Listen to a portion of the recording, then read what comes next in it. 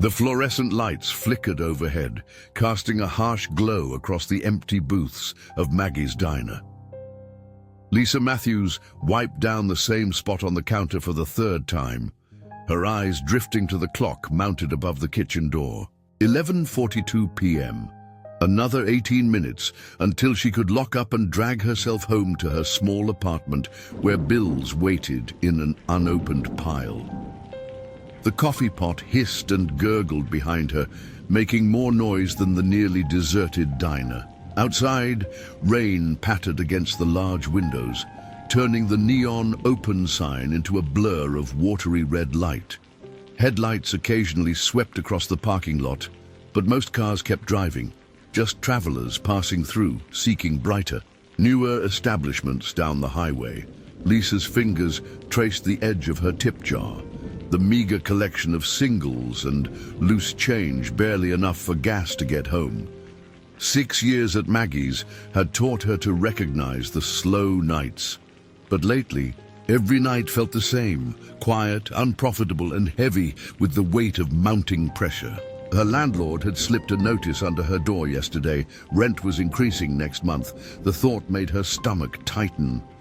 "Need anything else, Mr. Reynolds?" she called to the elderly man, hunched over a half-eaten slice of pie in the corner booth. He was a regular, coming in every Tuesday and Thursday night for pie and decaf coffee, leaving exactly $1.25 in tips, never more, never less. "All good, sweetheart," he replied, without looking up from his newspaper, yellowed fingers turning the pages with practiced precision. Lisa nodded, though he didn't see it. The bell above the door jingled, sending a chill through the diner as rain and wind swept in with the new arrival. Lisa straightened, tucking a strand of hair behind her ear, summoning a smile that didn't quite reach her tired eyes. A woman stood in the doorway, shaking water from an umbrella. Her clothes were clean but worn, her coat fraying slightly at the cuffs. She had the look of someone carrying a heavy burden, shoulders slightly curved, eyes wary but determined. "Take a seat anywhere," Lisa called, already reaching for a menu and a coffee mug. "Kitchen's closing soon, but I can still get you something hot." The woman nodded gratefully, sliding into a booth near the window, her handbag clutched tightly against her chest. As Lisa approached, she noticed the woman's hands, calloused and red, the nails cut short, working hands like her own. "Just coffee, please," the woman said softly. "And maybe—" She hesitated, glancing at the menu prices. "Is the soup still available?" Lisa recognized the calculation happening behind those eyes, the same math she did at the grocery store, adding items and subtracting them based on what her wallet could bear. "Soup comes with bread," Lisa said, writing nothing down. "And I think we've got some pie that needs eating before closing. On the house," she added, before the woman could protest. "It'll just get thrown out otherwise." Something flickered across the woman's face, relief, gratitude, perhaps a touch of wounded pride. Lisa knew that expression well. She'd worn it herself more times than she cared to remember. "Thank you," the woman whispered, her voice barely audible above the gentle drumming of rain. Lisa nodded and turned toward the kitchen, feeling Mr. Reynolds' curious gaze following her. The till might be light tonight, but some things mattered more than money. Tomorrow would bring its own troubles, but for now she could offer a small kindness, one weary soul recognizing another in the quiet struggle they shared. The rain intensified, hammering against the windows like impatient fingers as Lisa set the soup bowl in front of the grateful woman. Thunder rolled across the sky, a deep rumble that seemed to shake the very foundations of Maggie's diner. Lisa glanced at the clock, 11:52 p.m., almost closing time. The door swung open suddenly, bringing with it a gust of wind that sent napkins fluttering across the counter. A tall figure stood silhouetted against the stormy darkness, hesitating at the threshold as if unsure of his welcome. Come in before you drown out there, Lisa called, already reaching for another coffee mug. The man stepped inside, closing the door carefully behind him. Water dripped from his worn jacket onto the linoleum floor, forming small puddles at his feet. His face was weathered, deep lines etched around eyes that had seen too much. Despite his soaked appearance, there was something dignified in the way he carried himself, shoulders back, chin up, like someone who had once stood at attention.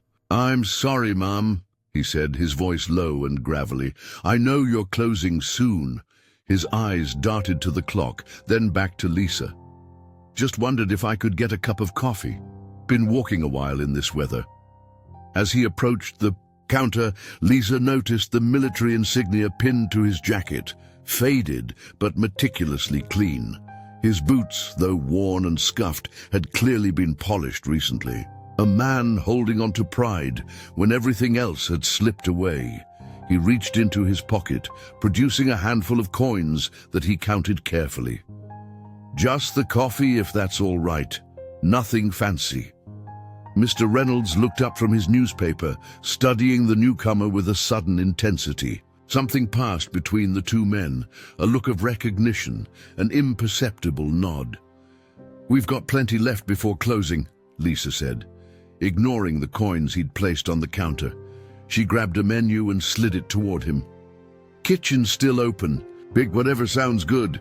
The man shook his head, pushing the coins forward. "Just coffee is fine, ma'am." "I don't need—" "The special tonight is on the house for veterans," Lisa interrupted, her tone leaving no room for argument. "Owner's policy." A flicker of something, embarrassment, gratitude, pride, crossed his face. "I don't want charity." "It's not charity," Lisa said firmly. "It's respect." She gestured to an empty booth. "Now sit down before you catch pneumonia. You've done enough for us. Let us do something for you." For a moment, he didn't move, his jaw working as if fighting some internal battle. Then his shoulders relaxed slightly. "Thank you, ma'am," he said quietly, pocketing his coins. As Lisa prepared his order, meatloaf, mashed potatoes, green beans, and pie, she watched him settle into the booth, removing his soaked jacket to reveal a faded t-shirt. A military tattoo peeked out from under his sleeve. His hands, she noticed, trembled slightly as he warmed them around the coffee mug. Mr. Reynolds folded his newspaper deliberately, stood up, and walked over to the veterans' table. No words were exchanged as the older man slid into the booth across from him. Two veterans, separated by wars but united by experience, sitting together in silent understanding. Lisa placed the steaming plate in front of the man, whose eyes widened at the generous portion. "Eat," she said simply. "There's more where that came from." Outside, the storm raged on, but inside Maggie's diner, for one brief moment, there was shelter from more than just the rain. The scent of hot food filled the air as the veteran ate slowly, deliberately, savoring each bite as if it might be his last good meal for some time. Lisa refilled his coffee cup without being asked. The quiet clink of ceramic against ceramic, barely audible above the storm's persistent drumming. Mr. Reynolds and the veteran spoke in hushed tones, their conversation punctuated by occasional nods of understanding. Two soldiers from different wars sharing a language civilians could never fully comprehend. In the corner booth, the woman with the worn coat watched the scene unfold, her soup bowl long empty. Her fingers moved discreetly beneath the table, the soft glow of a phone screen illuminating her face for brief moments. She angled the device carefully, capturing the gentle exchange between Lisa and the veteran. The respectful way Mr. Reynolds listened to the younger man's halting words. The dignity restored through a simple meal freely given. The clock above the kitchen door read 12:18 a.m. Lisa had kept the diner open past closing, but time seemed suspended in this moment. A small pocket of humanity carved out of the cold, wet night. "Miss," the veteran called softly as Lisa passed with a coffee pot. "I just wanted to say—" His voice caught. and he cleared his throat, struggling to maintain his composure. Been a while since someone... The words wouldn't come, but his eyes, clear and direct, spoke volumes.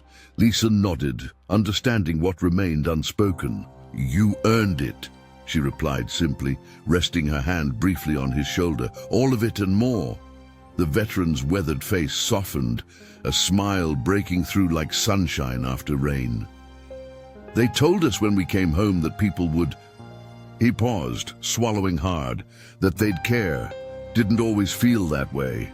"Some of us still do," Lisa said, refilling his cup one final time. "Some of us always will." Mr. Reynolds reached across the table, his aged hand covering the veteran's younger one for just a moment, a gesture between brothers who had walked similar paths. No words were needed. In her booth, the woman with the worn coat lowered her phone. Her eyes glistening in the dim light, she slipped the device into her purse and stood, approaching the counter to pay her bill. "What do I owe you?" she asked, reaching for her wallet. Lisa shook her head. "It's covered. Pay it forward when you can." The woman hesitated, then nodded. "I will," she promised, her voice thick with emotion. She zipped her coat and moved toward the door, pausing to look back at the tableau. Lisa standing beside the veteran's table, Mr. Reynolds sharing his newspaper, the remnants of a hearty meal on a worn plate. Simple acts of kindness that cost little but meant everything. Outside, the storm had begun to subside, the rain softening to a gentle patter against the windows. The woman stepped into the night, her phone clutched tightly in her hand, carrying with her more than just the memory of a warm meal. Lisa began wiping down tables, glancing occasionally at the veteran who sat straighter now, some invisible weight lifted from his shoulders. In the reflection of the window, she caught sight of herself. Tired eyes, hair escaping from its ponytail, uniform slightly rumpled, and for the first time that night, she smiled. Some shifts weren't measured in tips or totals on a register. Some were measured in moments that reminded you why, despite everything, you kept showing up day after day. Tonight had been one of those shifts. Tomorrow would come with its own challenges, but for now, this was enough. The morning light streamed through the blinds of Maggie's diner, harsh and unforgiving compared to the gentle ambiance of the night before. Lisa arrived for her morning shift, the memory of the veteran's grateful eyes still warming her heart. Despite the too few hours of sleep, that warmth evaporated the moment she stepped through the door. "My office, now." The voice cut through the breakfast chatter like a knife. Frank Mercer, the new owner who had taken over when Maggie retired last year, stood in the doorway to the back office, arms crossed, face set in hard lines that had nothing to do with age and everything to do with displeasure. The other waitresses exchanged glances, their expressions a mixture of sympathy and relief that they weren't the ones being summoned. Lisa's stomach tightened as she hung up her coat and followed Frank into the cramped space that had once been Maggie's sanctuary, now transformed into a sterile accounting office where numbers mattered more than people. "Sit down," Frank ordered, closing the door behind her with a decisive click. He didn't take his own seat, preferring instead to tower over her, a power play she'd seen too many times before.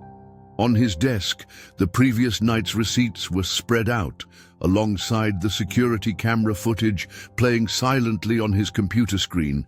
Lisa serving the veteran, the meal conspicuously absent from any ticket.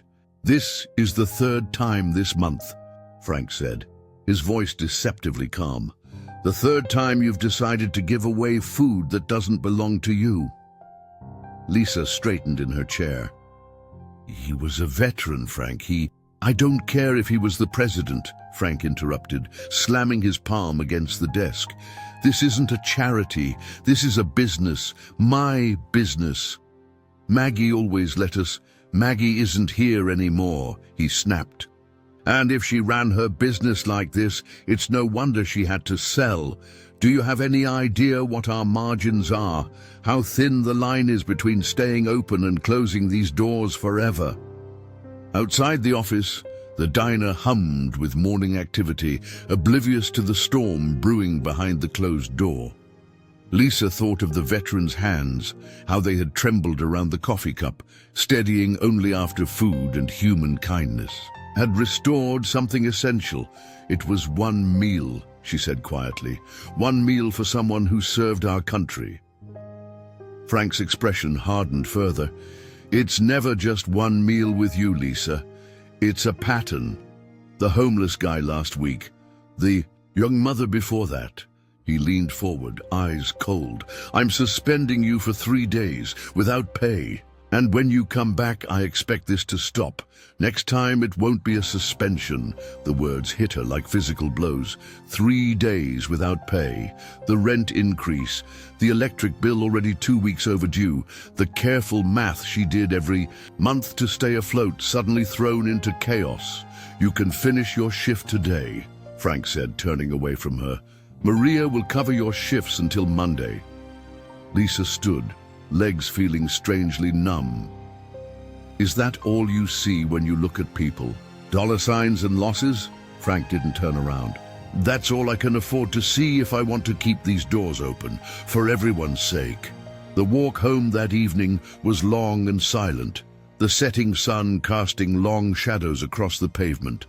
Lisa's shoes, worn at the heels and overdue for replacement, scuffed against the concrete with each heavy step. The diner apron lay folded in her bag, spotted with coffee stains and greasy fingerprints, emblems of a day's honest work. 3 days without pay.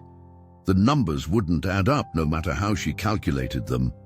And yet, when she closed her eyes, she saw the veteran's face transformed by simple human dignity and knew she would make the same choice again.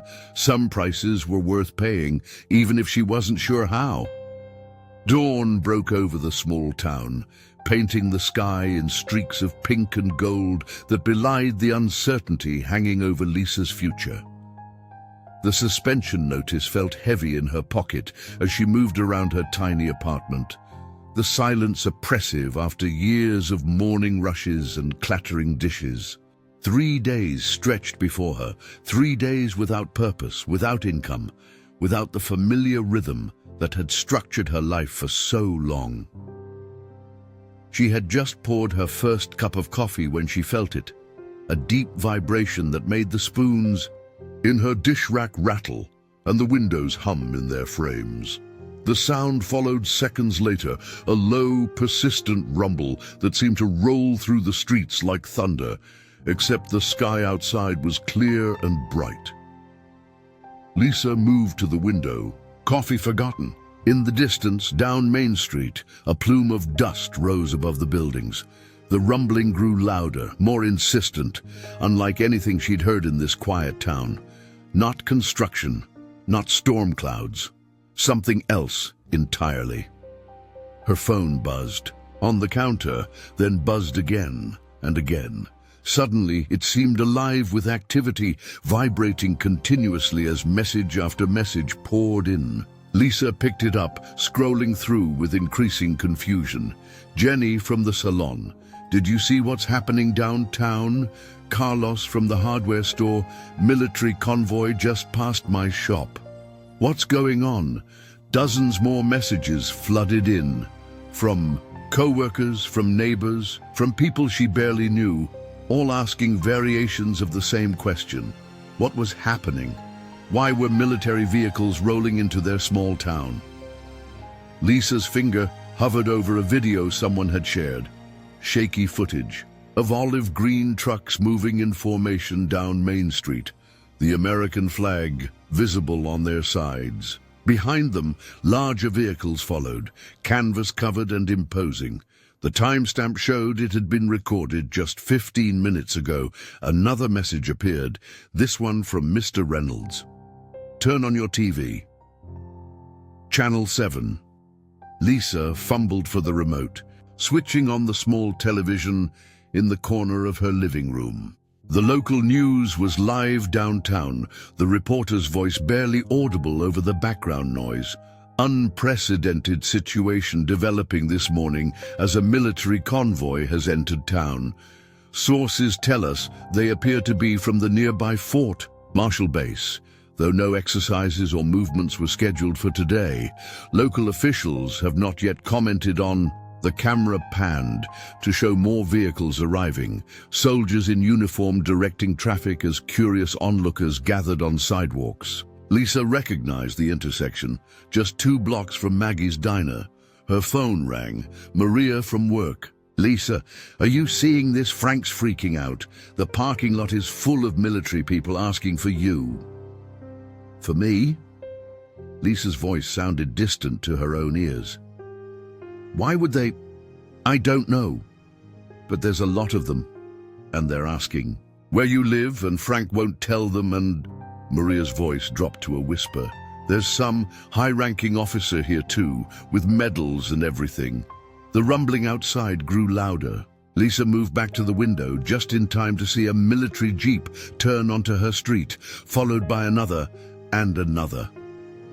"They're here," she whispered, watching as the vehicles pulled to a stop in front of her apartment building. Uniformed figures emerged, gathering on the sidewalk, looking up at her window with purpose. "Lisa?" Maria's voice seemed to come from very far away. "What did you do?" The doorbell rang, the sound cutting through the apartment like a knife. Whatever was happening, it had found her. The town had never seen anything like it. Main Street, usually home to nothing more exciting than the occasional parade or farmer's market, now hosted a procession of military might that seemed pulled from another world entirely. Armored vehicles rumbled over asphalt never designed to bear such weight, their tracks leaving faint impressions that would remain long after this day ended. Behind them came Humvees, jeeps, and transport trucks, all moving with precision that spoke of careful planning rather than random chance. Children pressed their faces against school bus windows, mouths open in awe. Store owners stood in doorways, phones raised to capture what no one would believe without evidence.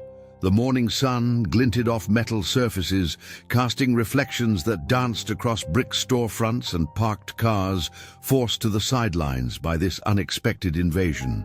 "We're coming to you live from downtown," a reporter shouted into her microphone, fighting to be heard above the mechanical growl of engines. Her cameraman panned across the convoy, capturing the stunned expressions of onlookers. "As you can.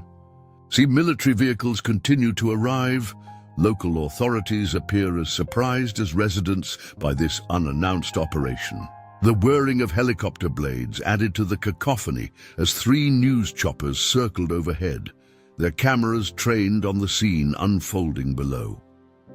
Social media was already erupting with speculation. A national security threat, a training exercise gone public, the prelude to martial law. Every theory seemed simultaneously plausible and absurd in the face of such an overwhelming display. At the intersection where Main Street met River Road, Frank Mercer stood outside Maggie's diner, his face pale beneath the morning sun. Employees and customers alike had abandoned breakfast to cluster at the windows, watching as the lead tank slowed, its massive bulk making the ground beneath their feet vibrate. Behind it, the entire convoy began to decelerate in perfect unison, a choreographed halt that left the town holding its collective breath.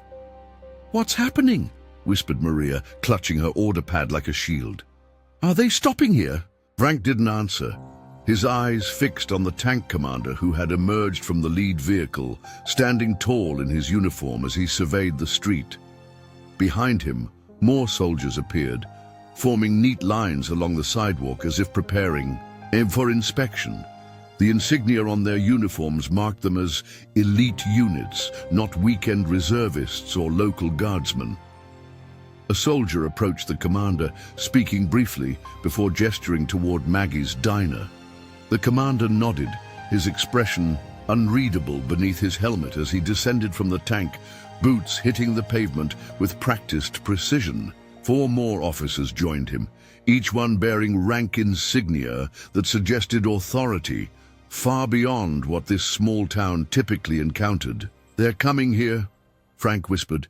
His earlier confidence evaporated in the face of such overwhelming presence. Why would they come here? The answer emerged from the third vehicle, a tall figure in dress uniform, chest adorned with medals that caught the sunlight like beacons. The soldiers snapped to attention as he passed, creating a pathway that led directly to the diner's entrance. Behind them all, unnoticed in the chaos, stood Lisa, having followed the convoy after the brief encounter at her apartment. Her heart pounded in her chest as recognition dawned. The eyes that had thanked her across a laminate tabletop now surveyed the scene with quiet authority. The veteran from last night was no ordinary soldier, and whatever was about to happen would change everything. The crowd fell silent as the decorated officer approached the diner, his footsteps somehow audible despite the idling engines of 24 military vehicles. The morning sun caught the polished stars on his shoulders, sending pinpricks of light dancing across the storefront. General, not just any officer, a general. Behind him, soldiers stood at perfect attention, creating a corridor of discipline and respect that seemed utterly alien on a street normally bustling with ordinary small-town life. Even the reporters, typically relentless in their pursuit of a story, maintained a respectful distance, cameras rolling silently to capture whatever was unfolding. Frank emerged from the diner first, door swinging wide as he wiped suddenly damp palms against his apron. His usual confidence had evaporated, replaced by the uncertain deference of a civilian suddenly confronted with military authority. "Sir, welcome to Maggie's," he stammered, extending a hand that the general regarded briefly, before accepting. "How can we help the United States military today?" The general's voice, when he spoke, was deep and measured, carrying easily across the now silent street. "I'm looking for someone who works here. A waitress." His eyes scanned the small cluster of staff who had ventured outside, settling briefly on each face before moving on. "Her name is Lisa Matthews." From the edge of the crowd, Lisa felt her heart stutter in her chest. She had followed the convoy here, watching in disbelief as it had assembled outside her workplace. Now hearing her name from this man's lips sent a cold wave of fear through her body. What had she done? Was the veteran from last night in some kind of trouble? Was she? "Lisa," Frank called, his voice strained. "They're asking for you." The crowd parted as if by unspoken command, creating a path between Lisa and the waiting general. Her legs felt leaden as she stepped forward, painfully aware of her worn jeans and faded t-shirt, of the curious eyes tracking her movement, of the cameras that had swiveled to capture her face. "Sir," she managed, her voice barely more than a whisper. "I'm Lisa Matthews." The general regarded her for a long moment, his expression unreadable. Then he spoke, each word deliberate and clear, meant not just for her, but for everyone watching. "Ms. Matthews, I am General Nathan Rhodes, commander of the 5th Division." He paused, allowing the weight of his rank to settle over the gathering. "Do you recall serving a veteran in your establishment last night?" Lisa nodded, swallowing hard. "Yes, sir, I did." "That man," General Rhodes continued, "was Staff Sergeant Michael Callahan." He gestured toward the line of vehicles where the veteran from last night now stood, transformed by a freshly pressed uniform, his back straight, his eyes clear.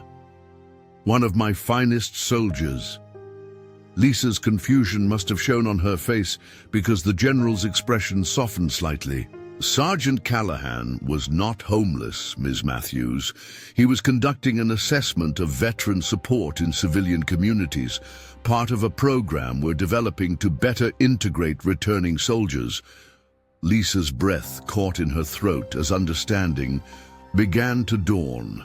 What he experienced in your diner, the general continued, was something remarkable, not because you offered him a meal. He glanced briefly at Frank, whose face had gone pale, but because you offered him dignity. Without knowing his rank, without knowing he was part of an official program, without cameras or recognition. General Rhodes straightened, his posture shifting subtly, and in one fluid motion, he raised his hand to his brow in a perfect military salute, directed at her. "The truest measure of a nation," he said, his voice carrying across the silent crowd, "is how it treats those who have sacrificed for it when no one is watching."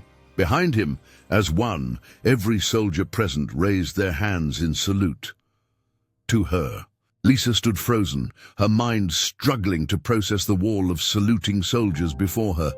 The formal recognition felt surreal, too grand, too ceremonial for a simple act of kindness offered in the quiet of night.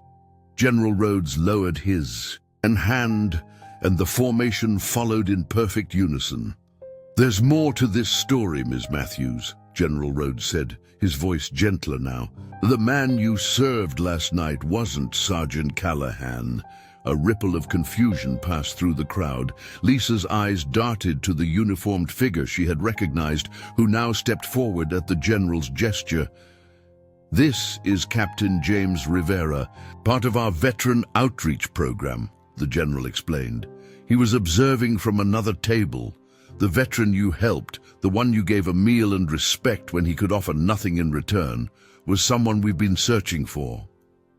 From behind the front line of vehicles, another figure emerged. Taller now, shoulders straight, uniform pressed and adorned with ribbons and medals, yet his eyes were the same ones that had thanked her from across a laminate tabletop. The transformation was startling, like watching a butterfly emerge from a weathered chrysalis. "Miss Matthews," General Rhodes continued, "meet Staff Sergeant Daniel Reyes, Medal of Honor recipient. One of the bravest soldiers I've ever had the honor to command," the crowd murmured as cameras focused on Sergeant Reyes's approach. His face, now clean-shaven, bore the unmistakable pride of a decorated soldier, yet retained the shadows of what he had endured. 3 years ago, Sergeant Reyes saved an entire platoon during an ambush in Afghanistan, the general explained, his voice carrying across the hushed gathering. "He was awarded our nation's highest military honor, but the wounds that don't bleed are often the deepest." Sergeant Reyes stood at attention, his gaze fixed on Lisa. PTSD, depression. Sergeant Reyes disappeared from our veteran support system 8 months ago. Despite our best efforts, despite resources dedicated to finding him, he remained lost to us, another hero fading into the shadows of civilian life, carrying burdens too heavy to bear alone. The woman from the diner, the one with the worn coat, stepped forward from behind Captain Rivera. She held up her phone. "Until this video went viral overnight," the general continued.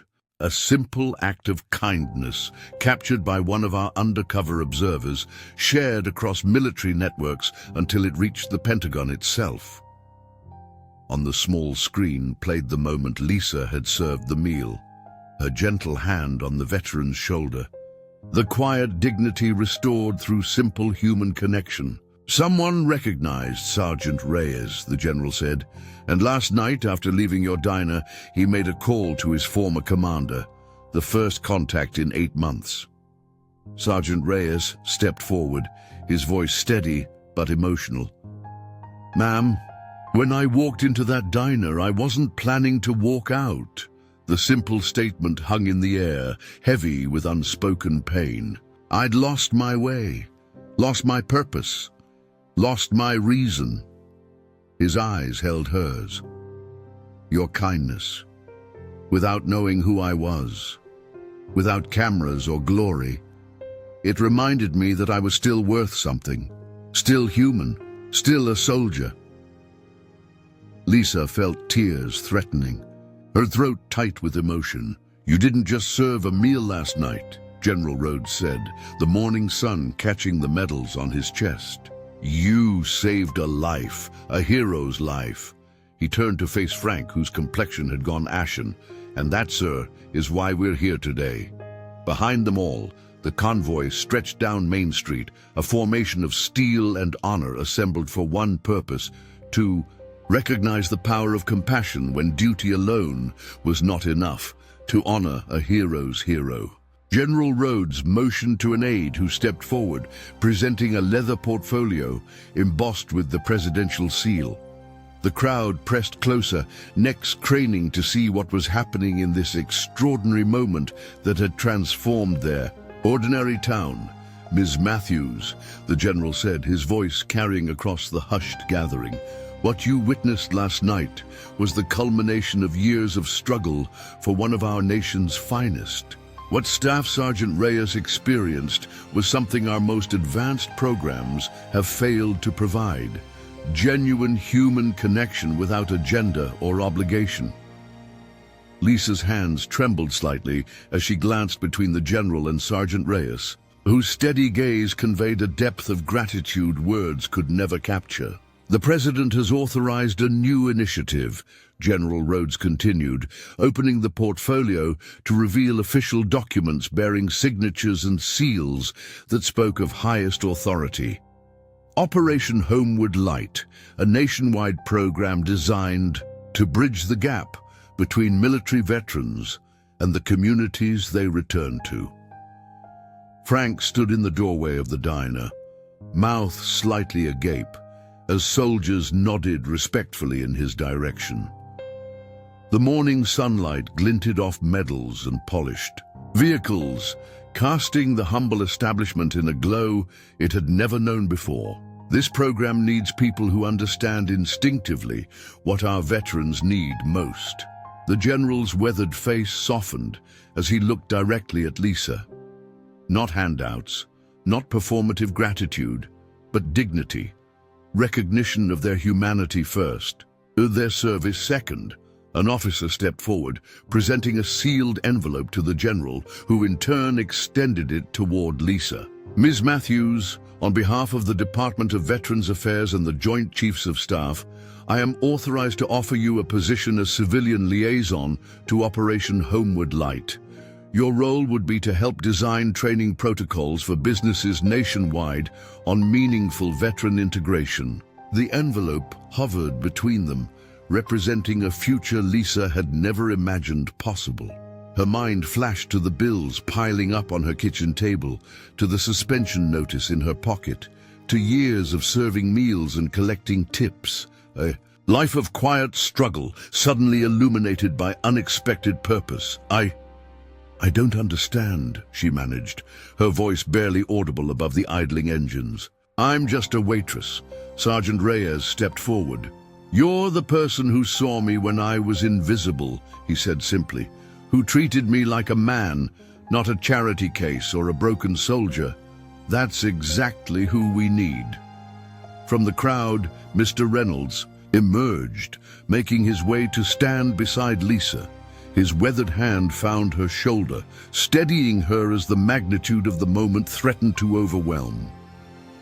"She's always been that way," he said, his voice carrying the wisdom of years, "seeing people as people first. Been watching her do it for years." Frank stepped forward tentatively, his earlier sternness replaced by bewilderment, as soldiers nodded respectfully in his direction. "The diner. We would be proud to support any initiative for our veterans," he stammered, reputation suddenly more valuable than receipts. "Your establishment will be recognized as the birthplace of Operation Homeward Light," the general assured him, before turning his attention back to Lisa. "Ms. Matthews, this position comes with appropriate compensation, benefits, and the opportunity to make a difference in thousands of lives." He extended the envelope further, "all because you chose kindness when no one was watching." The morning breeze carried the scent of diesel and purpose as Lisa reached out, fingers closing around the envelope, that contained not just an offer, but redemption. The promise that small acts of compassion could indeed change the world. One meal, one moment, one life at a time. 6 months later, the familiar weight of an apron had been replaced by the subtle heft of a government ID badge that hung around Lisa's neck. The tag read, "Operation Homeward Light, Civilian Director," beneath her name.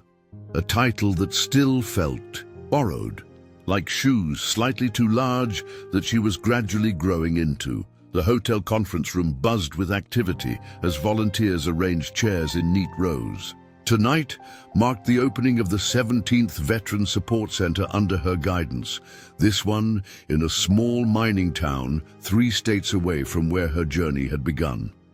Through the windows, she could see military vehicles parked alongside.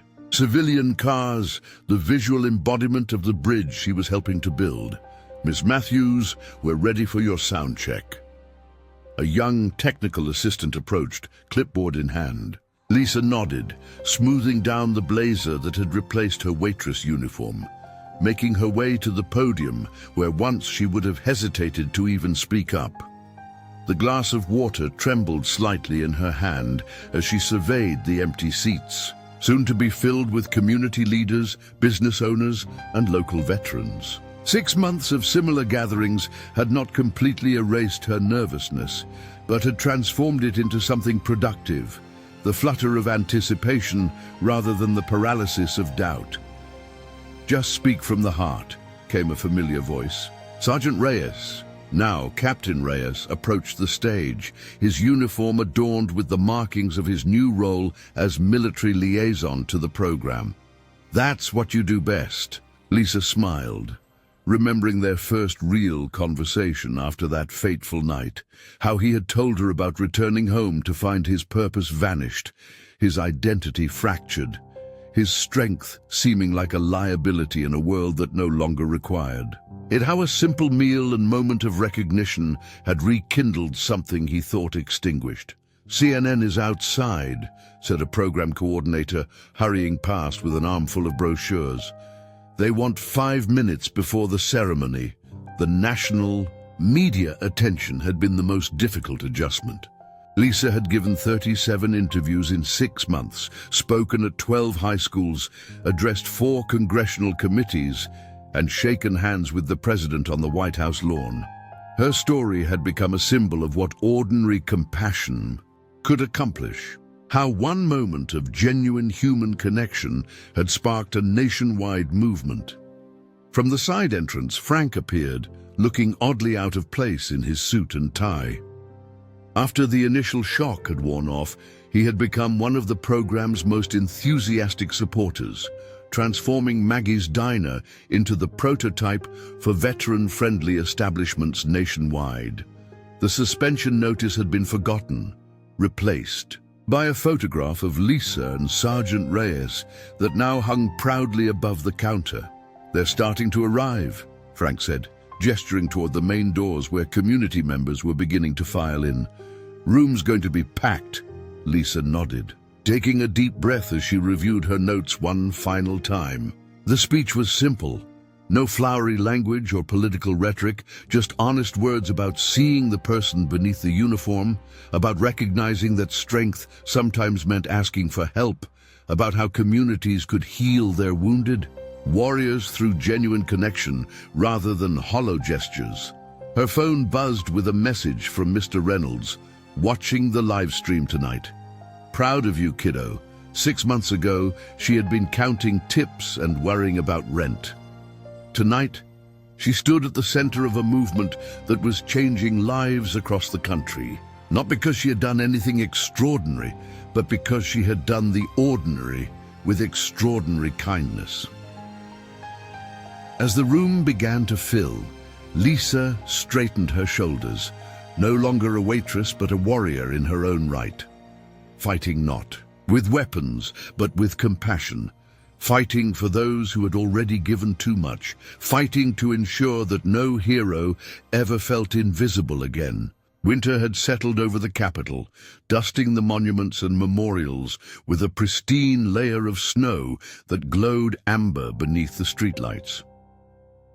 Lisa stood at the base of the Lincoln Memorial, her breath forming delicate clouds in the December air as she checked her watch for the third time in 5 minutes. 1 year to the day since that rain-soaked night at Maggie's diner, when a simple meal had changed everything. The marble steps were nearly empty at this late hour, most tourists having retreated to warmer spaces, leaving the vast memorial in reverent silence. Lisa pulled her coat tighter, remembering another cold night and another solitary figure seeking warmth. The memory no longer brought anxiety or uncertainty, only purpose, clear and unwavering as the stars now appearing in the darkening sky. "Sorry I'm late." The voice came from behind her, familiar yet transformed, stronger, steadier than the first time she'd heard it. Traffic from Quantico was worse than I expected. Lisa turned to find Captain Daniel Reyes approaching, his uniform replaced by civilian clothes, a heavy peacoat and scarf that couldn't quite conceal the military bearing that had returned to his posture. The shadows that had haunted his eyes a year ago had receded, not vanished completely, but diminished, like storm clouds giving way to clearing skies. "It's good to see you, Daniel," she said simply, the formality of titles long since abandoned. Between them, their paths had crossed dozens of times throughout the year at various Operation Homeward Light events, but always surrounded by officials, cameras, and the pageantry that had become part of their shared story. This meeting was different, personal, private, away from the machinery of the program they had both helped build. They walked in comfortable silence along the reflecting pool, now a sheet of thin ice mirroring the Washington Monument in crystalline perfection. Tourists and locals alike gave them space, as if sensing the importance of their quiet conversation. "I visited Center 17 yesterday," Daniel said finally. "The one in Montana. 22 veterans have already registered for services." His voice carried a note of quiet wonder. 3 of them were living in their cars until last week. Now they're in transitional housing, receiving treatment, reconnecting with their families. Lisa nodded, the numbers adding to the growing tally she kept in her heart. 437 veterans directly assisted, 16,000 meals served, 83 businesses transformed into certified veteran support locations. "Did you ever imagine," Daniel continued, pausing to look across the water, "that a cup of coffee and a plate of meatloaf could lead to all this?" Lisa smiled, remembering the simple transaction that had never been about food at all. "I just saw someone who needed to be seen." Daniel turned to face her fully, his expression solemn yet peaceful. "I need you to understand something," he said quietly. "That night, before I walked into the diner, I had made certain decisions." His gaze held hers steadily. "I had my discharge papers in my pocket, my medals, a note. The implication hung in the cold air between them, weightier than any words could express." Lisa's breath caught, understanding washing over her like a wave. "Your kindness brought me back," he said, the simple declaration carrying more emotion than any elaborate speech. "Not just to the military, not just to the program, back to myself, back to believing I belonged in this world." He reached into his pocket, producing a small velvet box. "I want you to have this." Inside lay his Medal of Honor, the nation's highest military decoration, gleaming against dark velvet. "Daniel, I can't possibly—" "You earned it," he interrupted, gently. "You saved a life that night, mine." His smile reached his eyes now, clear, present, alive. "Some heroes wear uniforms, others wear aprons." As snow began to fall again, dusting their shoulders with silent benediction, Lisa realized that the journey that had begun with a simple act of kindness had never really been about programs or initiatives or media attention. It had been about this moment, one human being standing before another, both forever changed by recognition of their shared humanity. One meal, one moment, one miracle of ordinary compassion in an often unforgiving world. The late afternoon sunlight streamed through the windows of Lisa's office at Operation Homeward Light headquarters, casting a golden glow across the wall of photographs that chronicled the program's remarkable journey. 2 years had passed since that rainy night at Maggie's diner. 2 years of growth, challenges, and lives transformed through the simplest of human connections. Lisa stood before the wall, coffee cup in hand, studying the central frame that held not an official certificate or commendation but a simple diner receipt. Faded now, its thermal paper showing signs of age, the slip bore no remarkable details, just a date, a table number, and an order for meatloaf, mashed potatoes, and coffee. Beside it hung 2 photographs, the original candid image captured by the woman in the worn coat, showing Lisa's hand resting on the shoulder of a man whose eyes reflected newfound dignity, and a more recent photo of Captain Reyes, standing tall beside a group of veterans outside the 25th Support Center. 1 meal, $7.49 plus tax, the cost of changing thousands of lives. A gentle knock at her door broke her reverie. "The Secretary of Veterans Affairs is on line 1, her assistant called, and the Montana Center just reported their 100th successful job placement. Lisa nodded, her eyes still fixed on the framed receipt. The numbers surrounding their work had become staggering. Thousands of veterans assisted, hundreds of businesses transformed, millions in funding secured. What had begun as a simple act of kindness had grown into a movement that stretched across the nation, bridging the gap between those who had served and the communities they returned to. Yet it wasn't the numbers that moved her most. It was the stories. The former Marine who now managed veteran outreach at a manufacturing plant in Ohio, the Army nurse who had found purpose again working at Center 12, the retired Special Forces operator who now taught community response at high schools nationwide. Each one carrying forward the same simple truth: being seen as human was the first step toward healing.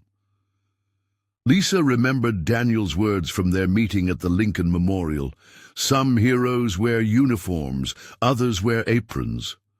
She had politely declined his Medal of Honor that night, suggesting instead that it belonged in a museum where it could inspire others. But his words had stayed with her, a reminder that heroism often hid in the most ordinary moments, in a cup of coffee offered without judgment, in a meal served with dignity, in the simple acknowledgement of another's humanity when the world had looked away. Her phone buzzed with a message from Frank, who now ran veteran employment training at the original Maggie's Diner location. "Just hired our 15th veteran this month. The Tuesday night support group is standing room only. You started something bigger than all of us." Lisa smiled, remembering the suspension notice that had once seemed like the end of her world. How strange that life's most significant turning points often appeared first as obstacles, moments of choice that revealed character and opened unexpected doors. On her desk lay a handwritten letter from a waitress in Arizona who had recognized a struggling veteran in her restaurant and remembered a story she'd seen on the news: one meal freely given, one moment of connection that had saved another life. This was the true power of their work, not in the headlines or commendations or government funding, but in these quiet echoes of compassion spreading outward like ripples in still water. Ordinary people making extraordinary choices in moments when no one was watching. Everyday heroes whose weapons were kindness, whose uniforms were sometimes aprons, whose battlefields were found in diners and coffee shops across America. One meal, one moment, one mission to ensure that no one who had served would ever feel invisible again. The most powerful acts of heroism, Lisa had learned, were often the simplest and the most contagious. Perhaps you've been moved by Lisa's journey, from a struggling waitress counting tips to the architect of a nationwide movement that transformed thousands of lives. But the power of this story isn't in the military convoy, the general's salute, or even the national recognition that followed. The true power lies in that first moment when a weary woman faced a seemingly homeless veteran and made a choice that anyone could have made, but few would. A choice to see the person beneath the circumstances. A choice to offer dignity when it was needed most. Would you have done what Lisa did? In a world that often rushes past human suffering, would you have paused to truly see someone in need? Would you have extended kindness when there was nothing to gain? Would you have recognized the humanity in a stranger when others had forgotten to look? These questions matter because these moments surround us every day. Quiet crossroads where simple choices can alter the course of lives. The veteran at the bus stop, the elderly neighbor struggling with groceries, the co-worker fighting battles no one else can see. Lisa's story reminds us that heroes don't always wear capes or uniforms. Sometimes they wear aprons.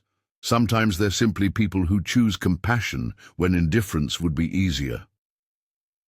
1. Meal changed everything, not because it was extraordinary, but because it was offered with extraordinary kindness.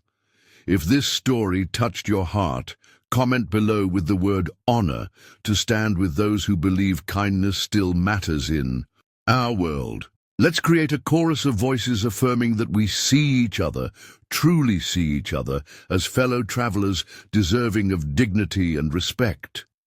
Subscribe for more stories of unsung heroes whose quiet acts of courage and compassion remind us of our shared humanity and the difference one person can make when they choose to care. Because in the end, the greatest heroes aren't those who save the world. They're those who save each other, one moment of kindness at a time.